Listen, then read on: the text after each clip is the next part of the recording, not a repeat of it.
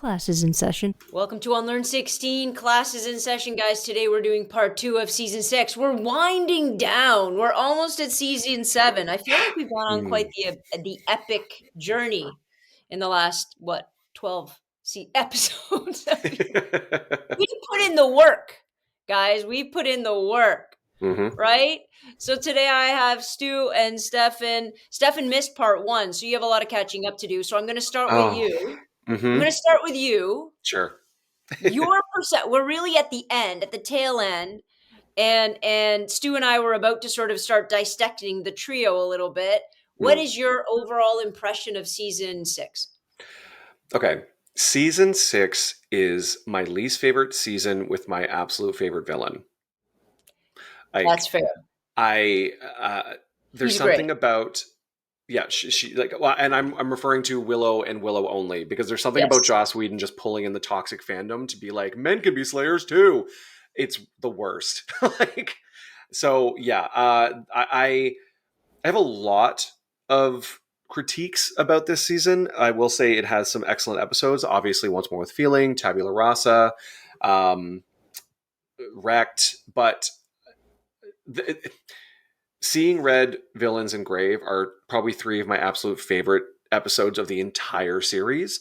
And if you told me that they recreated this, they remastered the show, but season 6 was just the cuts that only involved Willow's story, I'd be like, yes, that's all I want. That's it. Thank you so much. Because Hell's Bells can go rot and Warren can just stay skinned. So... But Willow's villain doesn't exist without Warren.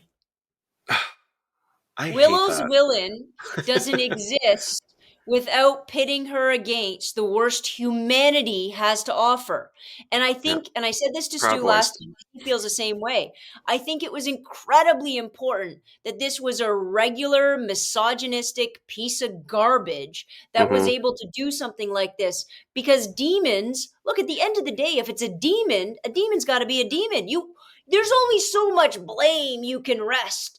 But when somebody human is capable of that level of evil, that's the only thing that's going to elevate. Because I don't think Willow wouldn't have done this had it been Glory. Had it been Glory, Willow wouldn't have gone to that. She still would have fought her and she probably would have died. But Willow wouldn't have gone to that. She wouldn't have lost herself like that. And I think that's important. I agree. But you see it in season 5. She gets to the edge of that line by going to Glory and trying to take revenge on what she did to Tara. Yeah. And the iconic line of, what is that, a bag of tricks? Bag of knives.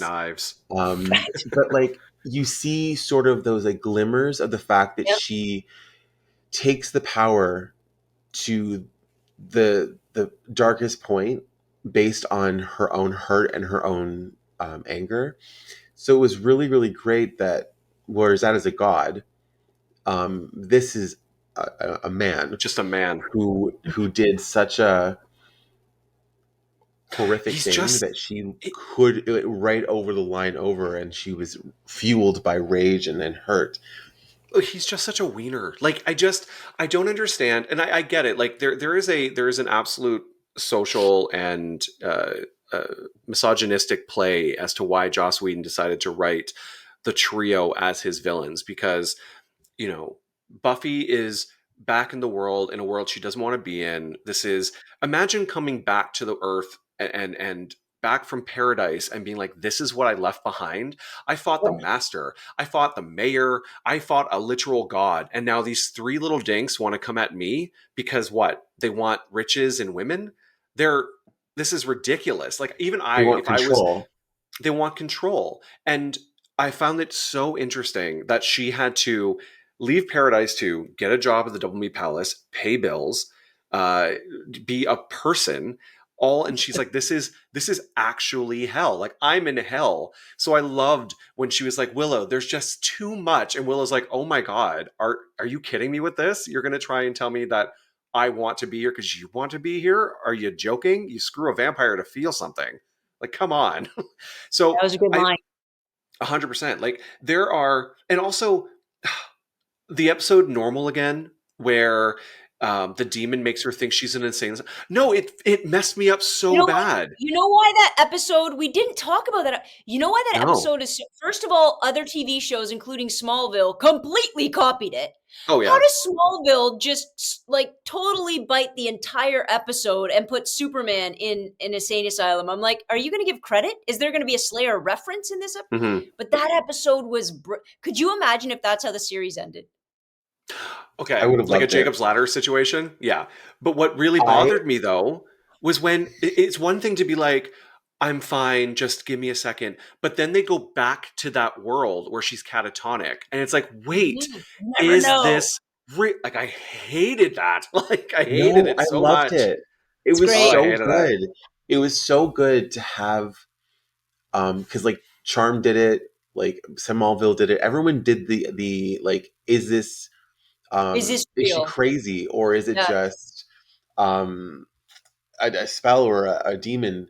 But like it was such a great thing for her to be pulled out of it and to sort of like um, have all of those things critics have been saying, like, oh, this couldn't happen or this didn't do this. So there's always an explanation for all of these different um, things she's gone through. And I love the fact that they say like there was a moment, a brief period of a couple of months where you were healthy and Yeah. living, when they like make reference to the fact that when she was dead in She the was show, dead. Yeah. that her heaven was just her normal life. Real life. Mm-hmm. No And it was Dawn, no just like Willow. no Willow, no Dawn. And like I even love how it said like, but she caused like when they say no, Dawn's real, and she's like, no, you created her. And she caused problems with her other characters, didn't she? And I love the fact. I Yeah. love the fact that it was so like on the It nose. was. I forget that episode really has to be in my top 5. It is. It's Really a really well Yeah. thought out episode. interesting. I just but then you have episodes like Hell's Bells, and I know I listened to the last week's episode. It was amazing, and I know you've already touched on this, and I don't want to talk about Xander any more than we absolutely have to. But how do you go? How do you go from the episode in season 5 where he realizes that if he just has confidence in himself and believes in himself and talks through these things, he can have what he wants, and then he lets this ridiculous demon where Anya very clearly says it wasn't real. None of it was real. He goes, but it could be because he has a terrible father and a terrible mother. I'm like, I'm sorry. But When he again, left like, her, and Stu and I spoke about this at length. He is the broken soul. And you don't yeah. fix that by fighting demons externally. You fix that by, and he never puts in that work, and most people, let's be honest guys, most people never do. Most people come from whatever it is they come from. They blame it Mm-hmm. consistently. This is Mm-hmm. why, this is why. I don't even think Xander's that friggin' self-aware. And they go through life spilling their toxicity on Mm-hmm. everybody else. And that's just how they walk. That's just how they exist. And And what's Xander's, at least, I think Xander's, I know you guys are not going to like this, but I think he's cognizant enough to know I'm not fixed enough for this not to end badly. And I don't but want Oh to no, fall out I of it. agree with you, but I'll reiterate and kind of echo what I said last week, is that I wish we had more time Yes, with yeah. his characters, Yes, I with agree. that character. yes. I don't like the fact that um, we see the growth from Willow, the growth in Buffy, the growth in all the other characters, and Xander is just let out in the rain. We don't see that Even the progression or struggle. those arcs. We don't settle with his family. We Mm-hmm. don't settle with him. So Yeah. when you have this kind of like revelatory moment in Xander where he's like, yes, I'm not fixed enough to be in this relationship and I can't, what if I can't make her happy? All of these are normal issues that someone getting married, especially a damaged person entering into a life with someone, would have issues with. And that demon is really great. So it kind of touches on every single one of them and brings it to the extreme. But we don't know that about Xander. Xander is like, at this point in Yeah. the series, Xander is such a background character Yeah. that Yeah. Mm-hmm. you don't get anything. You get he comes in, says a quippy line, leaves. He Yeah. comes in, sweats all over the place, leaves. He comes in, is a Sweat all damsel in distress, Okay. and leaves. But But here's the thing. It's like two things. First off, therapy. Secondly, people there is this Guys, there don't go to therapy, Stefan. Don't be ridiculous. who am I? What am I thinking? No, but the thing is, there is this trope, there is this idea that your family is forever. And we know in this show, family is what you make of it. Tara ran away from her family Yeah. because she didn't want to be a part of that hierarchy, that misogyny, that pain. Xander should take something out of Tara's book, because what I'm seeing is, no, I'm going to stay with her and we're going to create a world together because she is an Yeah. ex-demon, I'm a broken human, and we can do it because we believe in each other. And instead he goes, But that's not nope. why. That's not why Tara gets so easily fixed. Tara gets so easily fit, and not it's not so easily. But Tara has a thing. They told her she was a demon. Mm-hmm. And then when they uncovered that, when they stripped away that and they said, you're not a demon, she had this revelation that she's a good person. Xander doesn't have that revelation for anything. There's no revelation there. He's just a guy. They It's so didn't tell him sad. he was a demon. They told him he was garbage. So there's no moment you can take off the mask like in Scooby-Doo and say, there's the enemy, Yeah. right? Like Yeah. Tara got to see that. Oh, they were lying to me.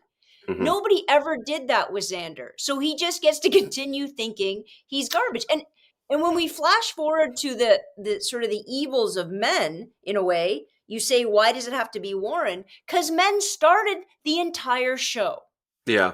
Men started just men, just like Xander to some degree, just like Warren to another Weak. degree.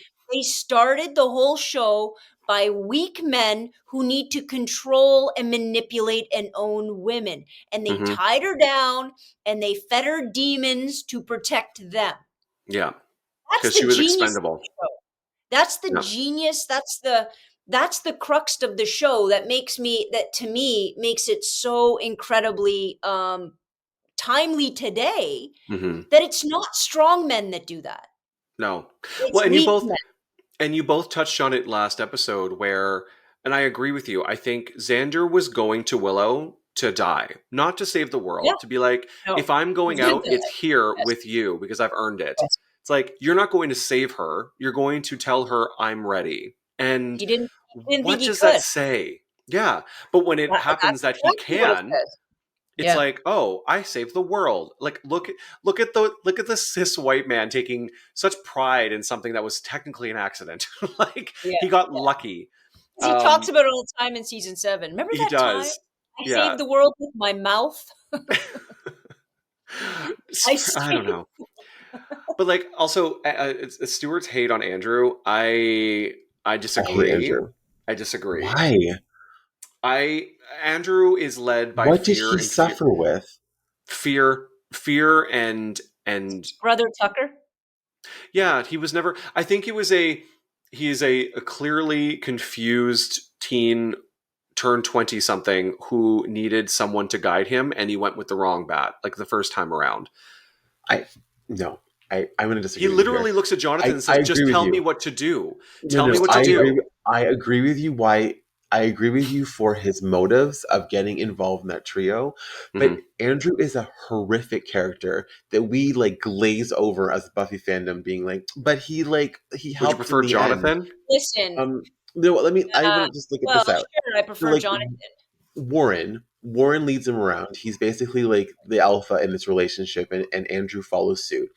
When Warren is skinned alive, Andrew mourns for him and then follows Jonathan. But then, as he comes back in season 7, Andrew is the one who stabs Jonathan and kills him, and because he knew it wasn't him, but he did it anyway. Again.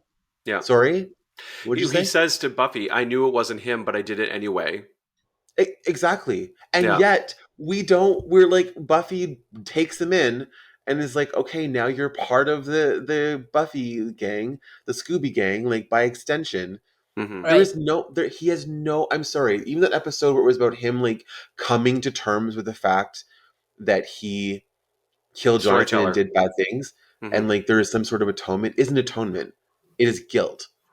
That's all he feels. To start, yes. I don't. He's a ostensibly terrible character that I do not understand why we had to include him in the show. He could have left in season 6, and I would have been happy never to see him Yeah, again. that's But interesting. instead, Why? he becomes Why a do you character in think? season 7. Yeah, There's no that is reason. You're interesting. 100%. There's no reason for them to come back. If anything, they both could have sacrificed each other as like, this is for Warren, and like stabbed each other, and then both died. But But then, Andrew is the reason for Well, season Jonathan's seven's Uber already. Vampires. He opens the portal. no. There Jonathan wasn't does, enough yeah. blood. It was Spike. Spike does it. It was They, eventually Spike. Remember? Oh, yeah, right. yeah. Because Sorry. Jonathan was just little. He was Yeah, too little. He didn't have he was enough too blood. little. That's not how that works. But go on. Okay. But you're right. I don't see, and probably my least favorite episode in season 7 is the one where he tells everything from his perspective. Like he Storyteller. tells it Yeah. like a book. I hate the beginning. I hate the middle. I hate the end. The whole thing. I'm just like, I can't. I don't get I it. just felt like season 7, and this is getting a little ahead of ourselves. I felt like season 7 was like the season of lost characters. We kept bringing Hmm. people back and Yeah. being like, Well, look at them, look at them, look at this, No, look, Andrew, poor little puppy Andrew, and I'm like, no. I never felt sorry for him. I didn't. no. When you guys talk about him with such either like or dislike, to be honest, I don't have a lot of anything. Yeah. I don't 'Cause really think about it much. I Yeah. don't. Oh, I feel like he might have been there for a little bit more comic relief. I don't know. Maybe Josh really liked him as a person. Wanted to give him a gig. I don't see any point to his character. No, There's none. no redemptive anything. No. And at the very least, the only redemption he should have had, and we'll get to this later, is he should have died in season 7. If he 100%. was going to have a purpose, it would have been to stand in front of Anya. Yeah. In his fucking purpose, 100%. you know, 100%. Yeah. That they was don't even do that. we will get into their deaths in season 7, I'm We'll get sure. into Because yes. I don't know. So trio, what do we think of the? We'll get to the end. What do you think, Stu? Go ahead. I think the trio was a really interesting choice, especially considering it followed a god. And I thought it was a really Yeah, interesting contrast to the season 5 where she is a god. They're fighting a literal god of a hell dimension. Now to 3 like losers. like high school losers who have banded together to just like one up the Slayer. And I Yeah, Mhm. think it started off as kind of funny. You're like, oh, haha, Jonathan has some new friends now, and Warren from like season 5. Okay, and then random Andrew, um, who is like has some loose connection to a previous season, and it's like I guess Loose. like loose, very loose, he's almost Sugar's brother. invisible. Um, but it was interesting because you kind of have this idea of people on the periphery of Mhm. Buffy's life that they may Mhm. not have such warm feelings of her. They may actually be like, "Huh, I Yeah, think I could do that. Mhm. I could probably beat her if we all banded together because I'm really intelligent or I have some knowledge of robotics or right. I assume Andrew has some purpose, probably Oh, washing Warren's clothing. Like I like yeah, what was his or thing? I'm not gonna nothing. lie. There were moments that did make me laugh, like when they had their lair, and then Spike came in and wanted him to build him a robot, and he had the original Boba Fett in her hand, and he said, "Listen, there were moments of comedic genius like woven Mhm. in there with these guys with this original Boba Fett that they bought with all their stolen money. Like that's what they were gonna buy." But it's It's like it's not until it's such a commentary on incels on the internet, So and yeah, it's true. like So it's yeah, true. exactly what you would have assumed that an incel lair looks like. yeah. Where It ugh, It's what my it's not until Warren's ex-girlfriend shows up and you realize there's the turning point. There's the moment with at least Warren of like, because the other Jonathan and Andrew don't understand what's really happening with his ex-girlfriend until she says it plainly. It's like, this is rape. And they go, what do yeah, you mean? And they're confused. Whereas Warren knows exactly, well, because they could be like, they can yeah, be as yeah. what is it? blissfully unaware as they want to be, because they're like, we're going to get chicks and we're going to be rich and we're going to have all the stuff, because they just want to be supervillains, comic book hero supervillains. And Warren wants to be like controlling of women and controlling of, he wants power. They want riches. He wants power. And his way to get power over people is to control them. And unfortunately, that turns into the murder of his ex-girlfriend and eventually the murder of Tara and the attempted murder of Buffy. But Because I think, he, I think they all wanted power though, Stefan. Like I yeah, they think I all want agree with power. you, but they want. I I think they want to be. like Lex I think Luthor, they not the want to. Joker. No, yeah, I'm no. I'm not Oh, saying it's the same yeah, type of You know power what I that mean? Warren wants. I mean, yeah. I Yeah. think that they all want power. They all want to have this level of notoriety. They want to Mm-hmm. have this like quote unquote. And I can't think of the word I'm looking for, but the bare bones of it is like street cred. They want to be praised for being these like Evil geniuses. exactly. But again, like even that episode, it again glazes over the fact that it is like a truly disgusting display of I don't know what the word I'm looking for. It's just like the fact Misogyny. that she has to point it out to them is Mm-hmm. No, horrible. The but fact that's Ignorance. that they look true. at her with these blank eyes and they're like, we were just having fun. Because they want to be No, like Mr. no. Freeze and the Penguin. They don't But want to listen, be no, murderers. But I'm I saying think like that it for them moment to was look at that true. situation and not immediately pull out, huh, if she's Fear. not there, if Yeah. she's not in control of her own body and mind, and if she is just serving Warren and he is having sex with her, then that is rape. And Guys, for them to be like, what? Like that, I was like, Jonathan, you're not dumb.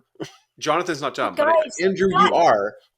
you're talking about the cultures that's existed forever in which guys think that way about women. You mm-hmm. think they don't, but they do.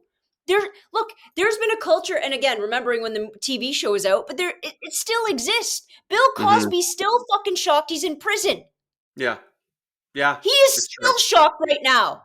He's Yeah. like, why? Why did I go to jail for that? I talked about it on Larry King and everybody laughed. It was in my stand up and everybody thinks it's funny.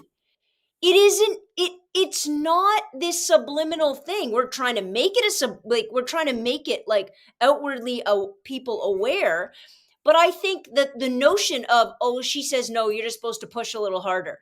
Mm. Don't think for a second that's not true.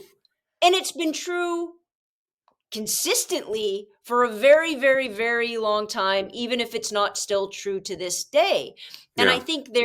I think some guys know and are get off on it. And I think other guys are embedded in this culture and embedded in these notions of what masculinity is supposed to look like, and Mm-hmm. they go along with it and they're in it thinking, well, this is what I'm supposed to do, this is how I'm supposed to act.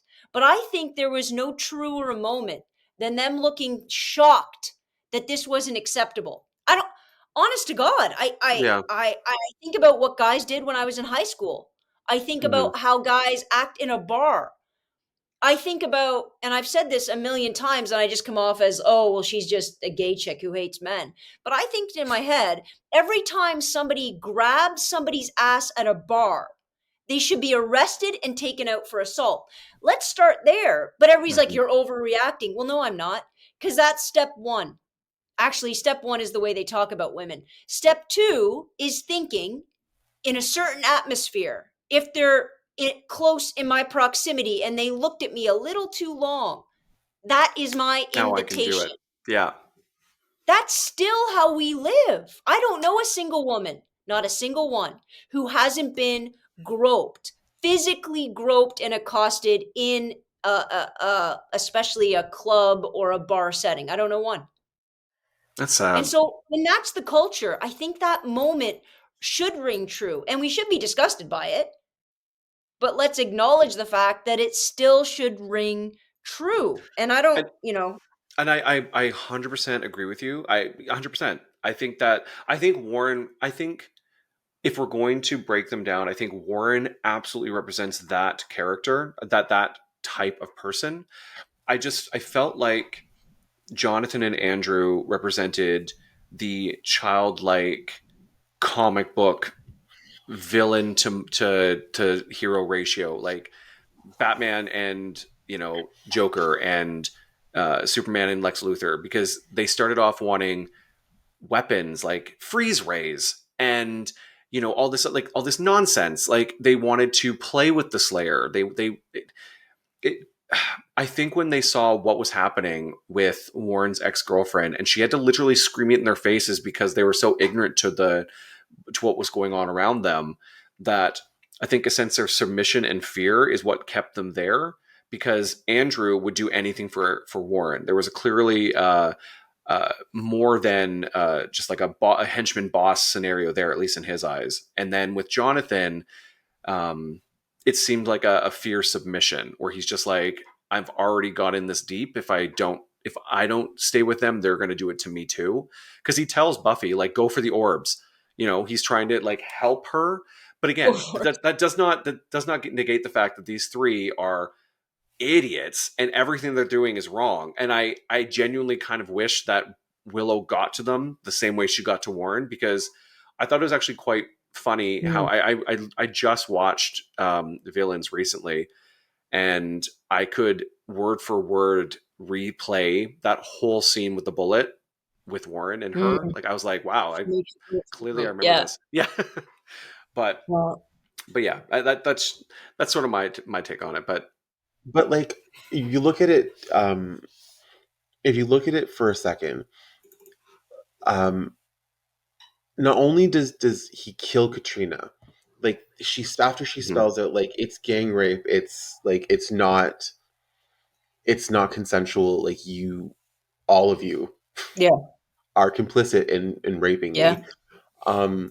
But also Uh-oh, that he froze. then they Oh, thank God. There then you go. they try to pin it on, and Warren convinces the other two to pin it on Buffy. Andrew gets off on the fact that they got away with murder. Like Yeah. it's Yeah, he like thinks it's Warren. cool.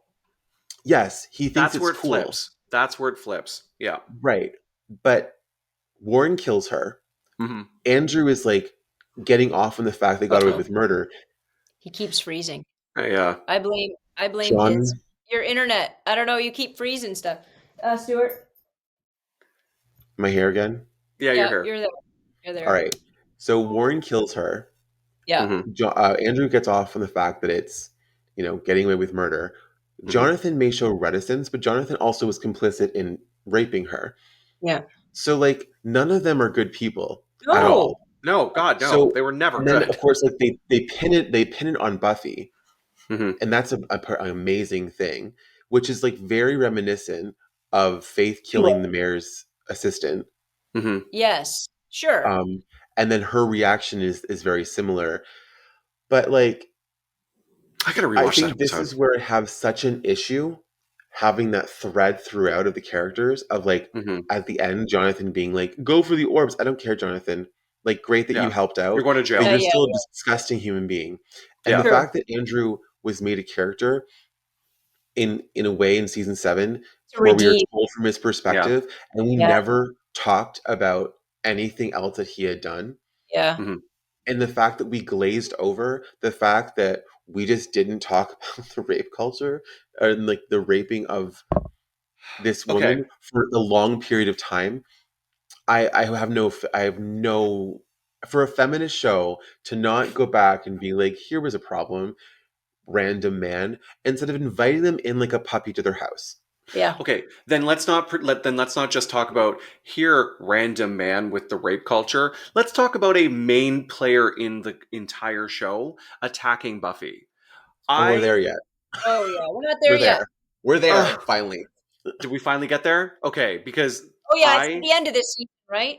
yes, it is. And it's because the problem is that it's part of Seeing Red. And I always say my least favorite episode is Seeing Red, but it's my favorite ending because for What? me, the last 2 episodes and the last 5 minutes of Seeing Red are worth the entire season. Whereas I can't watch Seeing Red because I cannot believe what they wrote into Spike's character. I can't. And I understand. We can blame it on the fact he doesn't have a soul, and this whole time he's just been trying really hard, and his love is never love. It's been an obsession this whole time, because it's been an obsession since he met the Slayer in season 2. And we know that. Because even Drusilla calls him out on it, Harmony calls him out on it, Glory calls him out on it, everyone calls him out on it, and he literally says, I know you'll never love me, but you treat me like a man. I can't understand how the writers were like, okay, this is what we're going to do. We got to bring it back because we got to get him away from here. He's got to do something so terrible that that's his reasoning for leaving. It's insane. It's gross. And it is such a disservice to that character that the fans have been growing with for the past 5 seasons. It is disgusting. I hate this moment in the show. I hate it so much. This is why I hate season 6. This is one of the deepest reasons why I hate season 6. That's interesting. What's even weirder is the fact that, like, Xander hates Spike. Xander has always hated Spike. He hates vampires. He makes sure he hates Xander. Xander hates Angel and Spike for numerous reasons. For him to just lay down, because Buffy's like, he needs a place to stay, and just give him the other room, or I'm going to leave him with Dawn. It's like, you're leaving? What are you thinking? Like, what is happening? The mindset, the choices that Buffy makes after this horrible act has been put on her. She doesn't even have time to have like PTSD or trauma built in from this. She just immediately goes to the next thing. They don't deal with it properly. And the fact that there's a relationship after the fact blows my mind. I don't get soul or no. Like, I hate it. I absolutely hate it. And it ruined Spike for me for a really long time.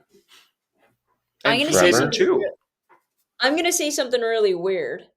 Okay. The fact that nothing, and I'm going to get, some people are going to be like, Joanna, but the fact that it didn't happen, the fact that it, for those who haven't seen the scene, it's an obvious attempted, rape scene. There's no question about it. No.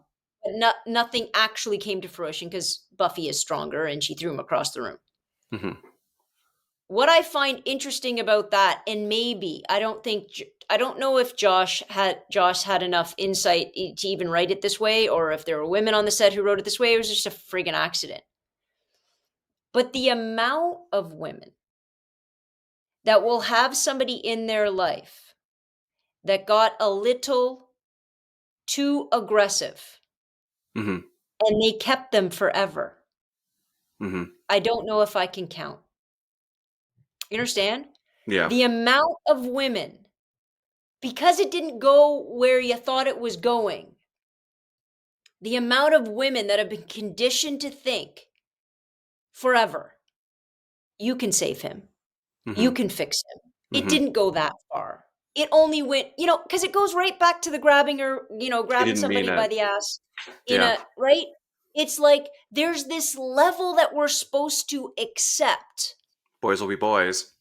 But guys, it's a real horrible thing. The boys will be boys. And as much as I don't want to even overhear it when my young students talk about it at school, boys are still being boys. Mm-hmm. You can still hear remnants of it, even if in passing conversation. And I feel as though Buffy's response, albeit frustrating from the outside, is unfortunately very symbolic and quite literally true of how women let it go if they can. If it doesn't go, and even if it goes all the way, there's a lot of, you know what I mean? Don't get me wrong. There's a lot of, well, he was this. I just listened, and I know this is a weird, relatable point. I just listened to Chris Brown talking about when he beat the heck out of Rihanna. Whoa, really? In the Lamborghini. Did you guys? And it's funny. I'm listening to him talk, and they're giving him all this space to explain. And I'm like, this is there. He's just like, you should hear. I'm not going to recount the story because it makes me lose my mind. But the way he paints Rihanna, but also remembering what Rihanna took before the when we see the pictures of Rihanna, don't think there wasn't case A, B, C, D, E, F, G before we got there. Yeah. Before she had the split lip and you couldn't even discern who she was. And then we don't talk about that. That was, it was just the one time. No, it wasn't. No, it wasn't. There's going to be many times where you accept the abuse and you think you pushed it too far. You think you were involved. You let it go because he can be a better man. I honestly think it's gross. Very. But I still think it's very reflective of culture. I want to talk about something. Okay, I agree with you. You're stretching. But I want to talk about something. Yes. Let's talk about the end of Seeing Red, because it was culturally, it was a wound we all carried. The fact that it was the first and only time that you see Amber Benson in the opening credits, and apparently Joss Whedon wanted to, in the beginning of Welcome to the Hellmouth and The Harvest, have Jesse Balfour also in the credits to show that any main character could die. Mm-hmm. But so he basically framed this as like, okay, this will just be a great way, very catalyst for Willow's like dark magic to come out, and people will get over it. Like people will like be shocked and horrified, and this will be great. The amount of like hate they got, letters, people stopped watching. He was like, he said in an interview, I was unprepared for the force in which people were so opposed to this death that people stopped watching. Marty Noxon said that she couldn't read the letter, like the amount of letters that came in. She's like, most of them she found so distressing because people were like, why would you do this? This is the first lesbian representation on TV. Yeah. Critics came out saying like the price for lesbian sex is death on television, and it was very much in that era of kill the gays. Yeah. So I want to so this is the first time I've ever asked actually like a lesbian what they thought of this, because I was just like hollowed out. But I would love, Joe, like what was your reaction to this? You're not gonna love my reaction. Two things. Oh no. Because I wasn't out at the time. When this came out, I was still in this nice little bubble of really boring, relationships with boys.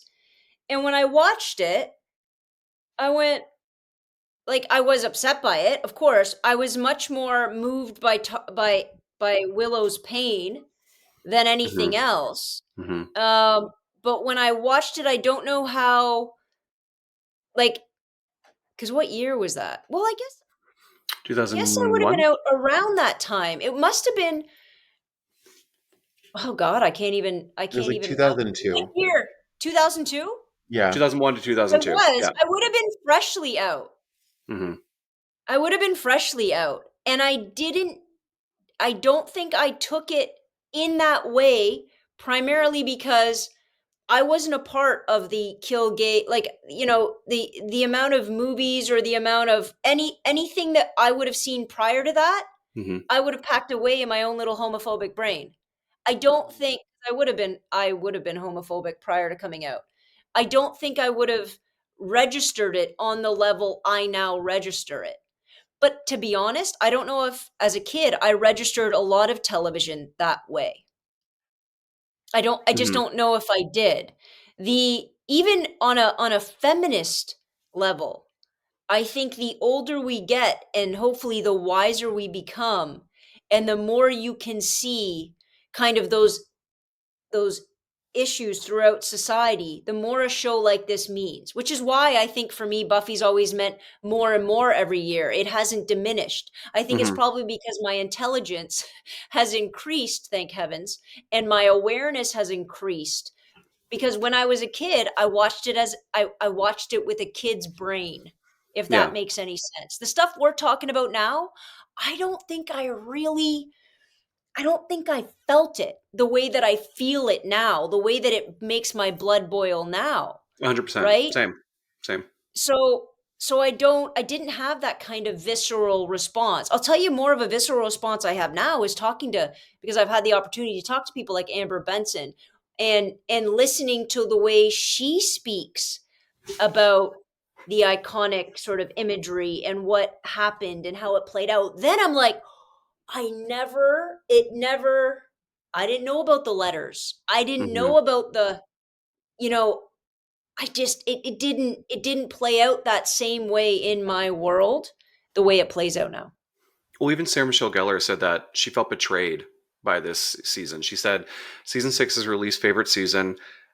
She felt betrayed by how Buffy was connecting. She did not like the destructive relationship with Spike. She said it was so different from the one that she had with Angel in this show that it didn't make any sense to her. And the problem was that because Joss Whedon was doing Angel and Firefly and Buffy and had stepped aside from the writing, she had no one to talk to about her disagreements with the decisions that were being made. So she's like, this isn't Buffy. This isn't why people love her or the show. It didn't make any sense. So, because it's supposed to be about it's that's part of, you're not a kid anymore, you don't want to you don't know what you're doing with your life, you're confused, and the decisions that were made on this season were such a dark tone. Even she's like, this is not what people are here for. Like, this When is did not she why say people that? Are you reading? When was that? Are you reading from an interview?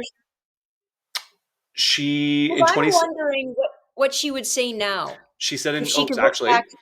so it's there. The article is from 2003 and 2017. So she said in 2003, it wasn't Buffy. It wasn't who Buffy was or why people loved her. You don't want to see that dark heroine. You don't want to see her punishing herself. You want to see her killing vampires and making quips. I didn't feel like the character. It didn't feel like the character that I loved. Joss always explained it as being about your 20s, where you're not a kid, but you don't know what you want to do. He always said that I didn't understand last year because I've always known what I want to do and didn't have that confusion, that dark, depressive period. But I think the heart of the show lies in the humor of the drama. And I felt like Buffy's spirit was missing. And again in 2017, she said, I've always said that season 6 was not my favorite. I felt it betrayed who she was. Even just getting to talk to Joss about being able to get his opinions was not as easy when he was not upstairs, since he had so many shows, and that was hard.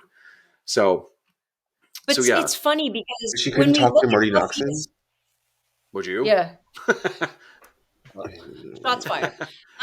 But She's Marty, been if you're listening having a right now, bad we day. would love for you to come on the show.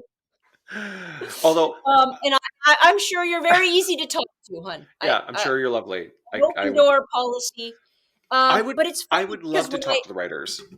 when we look at Buffy, though, because we've said this time and time and time again, I wonder if Sarah Michelle Gellar has really taken, she's an actress. She plays a role. Like, she's Mhm. not a feminist theorist. She's not an academic in that light. I'm not saying she's not intelligent, but when you look at it, to me, season 6 makes perfect sense. Season 6 makes perfect sense after her crappy relationship with her father, after Angel does what he does, and that dynamic exists, and that sort of Mhm. paternal, it all makes glowing. She died, was in Mhm. heaven, and then doesn't feel anything, which to me is very symbolic of that one relationship that like Angel gutted her soul because she had to do something to Mhm. him, right? She had to do something she didn't want to do, but she didn't stop loving him.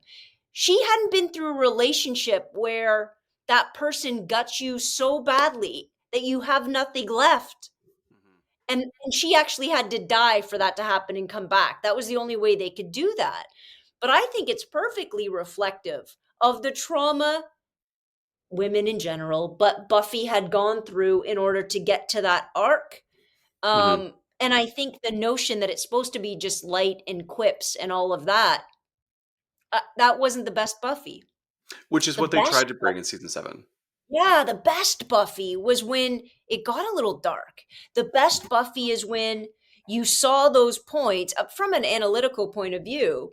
When you saw those moments and you realized all the characters were flawed, you realized everybody has a dark side. You realize all histories catch up if Mhm. you don't contend with them. To be honest, like, I thought that was the most powerful thing. And did it get dark? Yeah. Well, Willow flayed somebody. It got, My why would goddess. Buffy be immune to that? Buffy doesn't flay anybody? Like, why is Buffy immune from that? She can't be. And instead of Buffy, the reason why it's so impressive, instead of Buffy putting it on other people, like Willow did, she internalized it. Of course she did, because she is the heroine. Mm-hmm. So she will carry it. And if it hurts her more, so be it. But that's what she did. And that's what a lot of women do. Instead of externalizing it, we don't flay a lot of people. we internalize it. Well, right? And that's something Faith says to Buffy, in a sense, in season 7, where she says, my whole life I've looked at you with the kid sister and the Watcher and the friends, and I thought jealous, but then there I was meant to lead these people, and I've never felt so alone. And that's... You read that. You didn't know that quote. You read that quote 100%. Just now. No, I swear to God, when it comes to Faith, I'm like that. But like... That's some quotes. And it's true, though. It's like, thank God we're hot chicks with superpowers. Takes the edge off. I love that. That's my favorite. But like this, just to round it up because again, my least favorite season, but with my absolute favorite villain, having Willow, because Willow being my favorite character from day one of season 1, and watching her grow and have her addictions, and something you both mentioned last time was right. Like, people don't expect cute, sweet Willow to have all like that, the addiction, because it's not what you think an addicted person looks like. But to see her go through addiction and trying to get clean, and then getting her life together, and then losing it all in a snap, the moment where she screams at Osiris, and it just, that energy is blowing out of her face, her eyes, she puts her hands in the books, like, it just, so many iconic images and moments from this season, from 2 episodes of this season. Like, everyone wants to talk about the musical, and they can have their musical because that's what Glee's for.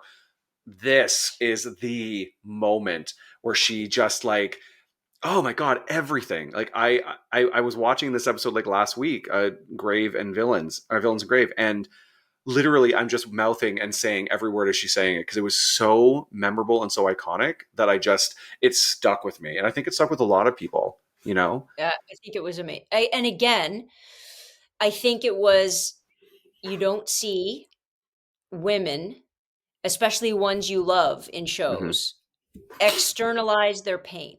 And I know that sounds awful. It sounds awful because we don't want that in real life, because nobody wants to, but you kind of do. Like, at the end of the day, if, that externalization of that kind of rage is something that I think it's almost a catharsis. I think it's almost a catharsis to see in this fictional reality how it's not going to be about her crying in a room anymore. Yeah. There's no more her being alone. Yeah. It's not on me. I'm putting it where it belongs. Yeah. Because who wouldn't do what she did? Honestly, like, let's not just put it like, the person you love the most is shot in front of you, and you have power. What do you do? Do you call the police? No. You take matters into your own police? No. No. No, I'm an all-powerful witch. I'm going to make sure he feels it. Can you feel it, Warren? Like, come on. Like, feel it, Warren? It's true. Stefan, that's going to t-shirt. If you're a really powerful witch and someone dies who you love, what are you going to do? Call the police? No. No. Bored now. Like, Act's not going to cut it. Like, oh my God. Love that. I'm going to watch that scene after this. But also... All right, final... Sorry? I was going to say, I know both of you haven't read the comics and have no interest, but I will say that there is a fascinating and very exciting... No. No, because it's been out for like 12 years. If you haven't read them now, you're not reading them. I own longer them all. Than that. Does that count? Do you? Did you read the first season? All in a stack, no. I'll say that there is I just made it my purpose to buy the comic cover and buy the real person cover. Oh, Joe Chen. Joe Chen's art is chef's kiss. Comic cover, real person cover. Yeah, if you read those volumes, you'll find that there's a huge reveal about Warren and Amy. But it's really interesting. That seems inappropriate and disgusting. It's disgusting. Do you want to wrap it up? Your final thoughts, your gut reaction, your final thing of season 6 before we move to the pinnacle of all seasons next week. I love season 7. I like season 6. I know it's everyone's least favorite season. I know that There's a lot of commentary and favorite. discourse online about this season. I think it gives you a really great furtherance to all of the characters and kind of pushes them forward, except Xander. Just throw out there, but I do think that coming off of season 5 and having Buffy die and come back to life, there was really nothing else they could have done. They couldn't have made like a Buffy's back from All heaven. good. Let's Yep. have a fun and happy season. Mhm. Like it, I think that unfortunately, Joss may have left the show as the main writer and executive producer, or sorry, the showrunner rather. But he sort of backed the writers into the corner in season 6. I don't think they had to go as dark as they did, especially with the trio and stuff like that. But I thought it was an interesting choice. Do I love everything about this season? No. But the main tenets of this season, I really do appreciate. And I think that it, I think, I think we'll talk more about my feelings on season 7, but I think it's a very stark contrast to the ending of season 5 versus like the natural progression of season 6, and then like season 6 ends and we just have a whole new show in season 7. It's like they were like, that stuff never happened. I loved season 7. I don't give a crap. I love season 7. Love season You 7. guys are like drunk. Yes, but I still love season 7. All right, Steph, what do you think? I think season 6 is my least favorite because it's such a dark departure from what we know of the Buffyverse. And there are so many themes that are meant to be adult and growing pains for these characters. And I felt like they took it in such an extreme direction that some things just can't be fixed. Some things just can't be forgotten. And I feel like he could have made his point across about life being hard with both Willow and Buffy and Xander without having to go to such dark, deep extremes in the process. Though it is like I said, my favorite villain, because I love a story about a character like a Scarlet Witch or like an evil queen who is just trying their hardest and finally just snap. I feel it. I understand it. I love it.